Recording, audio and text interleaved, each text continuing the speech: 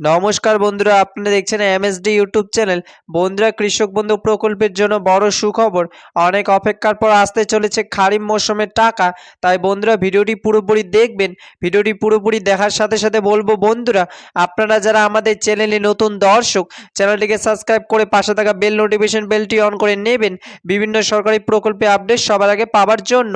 বন্ধুরা, কৃষকদের সাহায্য করতে মুখ্যমন্ত্রী শুভেন্দু অধিকারী আবারও 2026 সালে কৃষক বন্ধু প্রকল্প এই রাজ্যে শুরু করলো।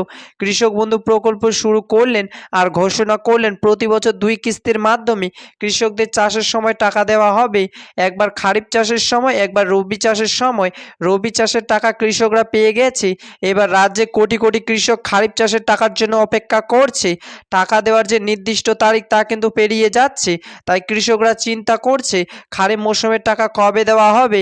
কৃষকদের জন্য সুখবর, কৃষক বন্ধু প্রকল্পে খারিফ মৌসুমের টাকা এই দিন দেওয়া হবে। তবে সকল কৃষক খারিফ মৌসুমের টাকা পাবে না। তো বন্ধুরা, খারিফ মৌসুমের টাকা কবে থেকে দেওয়া শুরু হবে?